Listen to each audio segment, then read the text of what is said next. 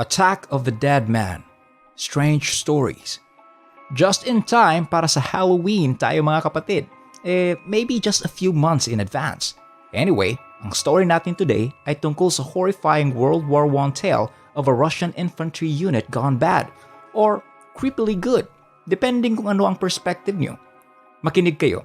Ang lahat sa atin with any background in history ay nakakaalam na ng Russian infantry historically gets the worst of every war. And ang trials at tribulation na ito have shaped them into efficient, hard-boiled at cold-blooded soldiers. And sa panahon ng World War I, ang kanilang mettle was put to the test in their legendary defense mission. Pero ang ending ng story na ito ay incredibly brutal at horrible.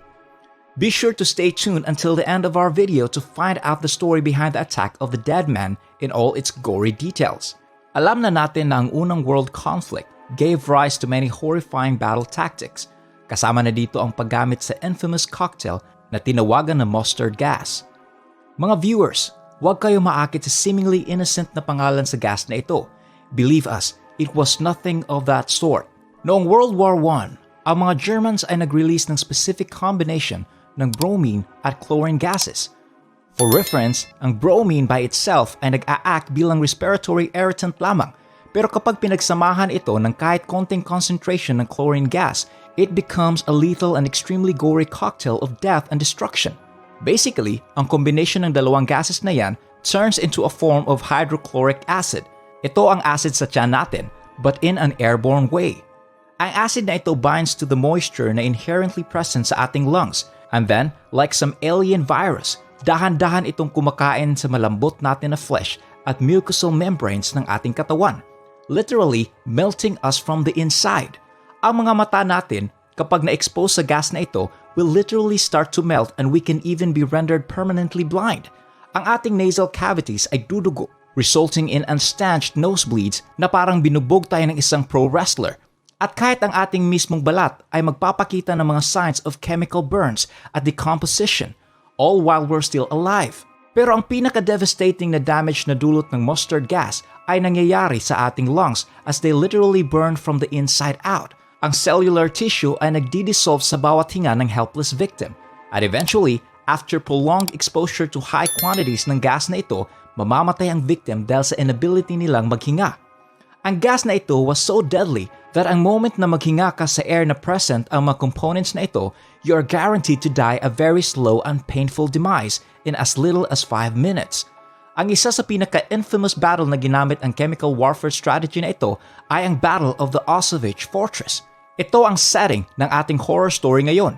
Ang battle na ito ay pinaka-unsettling World War I fight where ang mga German siege troops ay lumaban sa mga Russian soldiers that looked like real-life zombies. Ang story natin starts on August 6, 1915. Ang German siege troops ay nag-employ sa kanilang latest creation in the field of deadly chemical warfare, mustard gas. Inirelease nila ang gas na ito on the unsuspecting Russian and Polish soldiers na nagdi-defend sa Auschwitz Fortress, isang strategic point na essential para sa mga Germans. Ang gas na ito seeped into the castle walls and affected the entire battalion stationed inside. Sinira ito ang kanilang lungs at throat. Many people clawed at their own necks dahil sa unbearable burning sensation na dulot ng gas na ito. A vast majority ng mga station troops ay namatay dahil sa deadly effects sa preemptive strike ng mga Germans. Well, back then, they were known para sa kanilang violence at brutality. Yet somehow, my group composed ng mga hard-boiled Russian at Polish fighters actually survived the initial chemical strikes sa fortress. And when the German charged for the castle gates gamit ang kanilang 14 battalions of infantry, sappers, siege guns, at artillery, nag-i-expect lang sila ng konting choking survivors barely clinging onto life. Pero instead they were greeted with a harrowing sight. Dozens of zombies in Russian military uniforms ay nagtitingin sa kanila in ambush formation. Their guns all pointed sa kanilang 14 battalions at siege weapons. Disfigured soldiers, missing eyes, and bleeding from their mouths and noses ang first at last sight na nakita nila. Ito pala ang remnants ng Polish-Russian defense team. Pero paano ba nag-survive ang team na ito sa devastating effect ng mustard gas? Well, in the first place, alam naman ng Russian-Polish team na wala silang pag-asa sa mustard gas ng German Empire.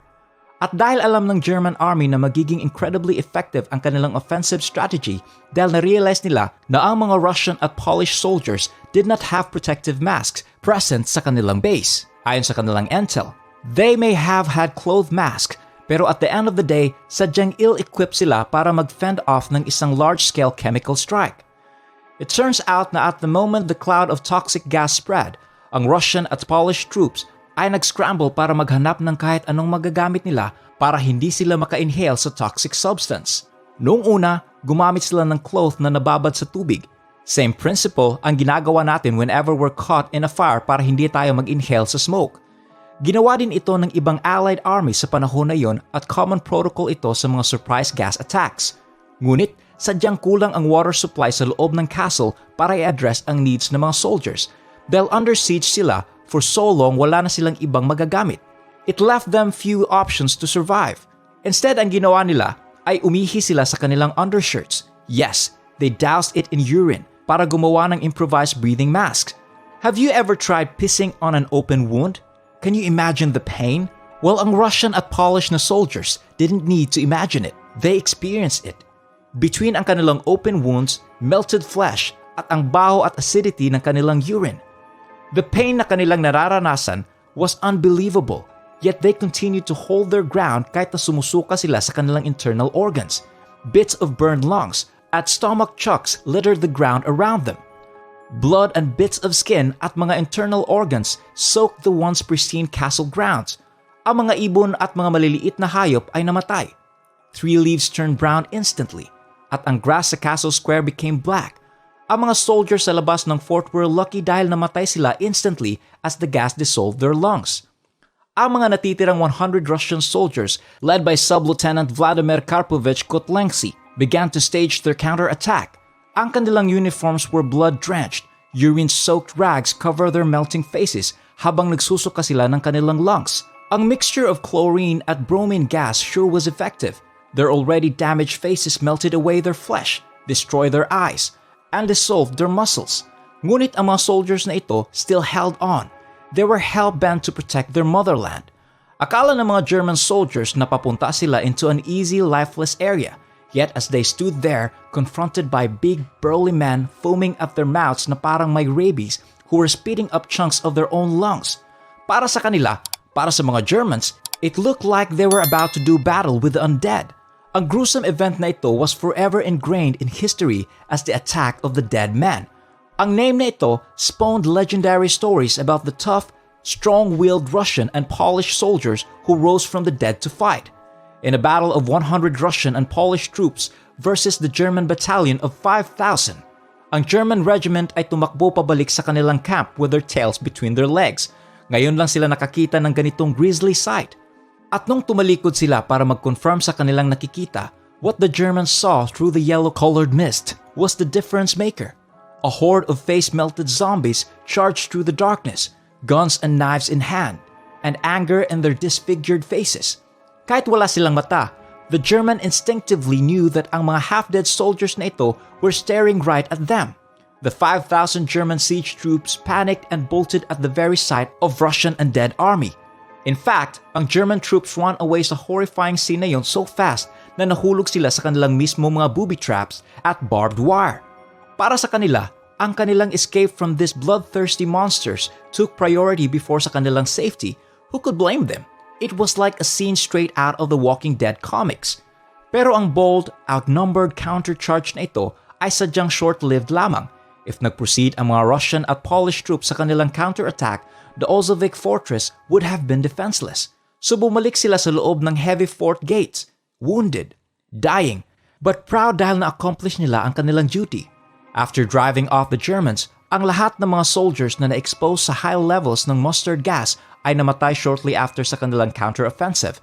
Ang toxic gas extinguished 7 high-ranking Russian and Polish officers, and roughly 400 additional soldiers ay namatay. Finally, ang evacuation order went through, at ang lahat ng mga surviving soldiers that were spared from the deadly gas fell back. As the Russian left, sinira nila ang fortress as a strategic point, leaving nothing more than rubble and ruins. Ang mga Germans naman left scared and empty-handed back to their home base as they told tales ng mga ungodly army of the undead who were immune sa kanilang modern weaponry. The entire 226th Infantry Regiment went down in all of the history books, pero isang pangalan stand out among the rest of these brave heroes, si Sub-Lieutenant Vladimir Kutlansky. Hindi siya high-ranking official by any means, pero in the face of insurmountable odds, he rallied the remaining troops to follow him sa kanyang terrifying at brave counterattack. In the end, it was a hopeless mission for them dahil alam nila na kahit successful sila sa kanilang defense, they would mostly probably end up dying. Pero ang lahat sa kanila tumanggap sa fact na if set in stone naman ang kanilang grisly fate of death, they would rather die fighting. At yan ang video namin ngayon. Sana na-enjoy niyo ang creepy yet amazing story na ito. And if you want to find out more amazing tales, feel free to check our channel for more content. Thanks for watching and God bless.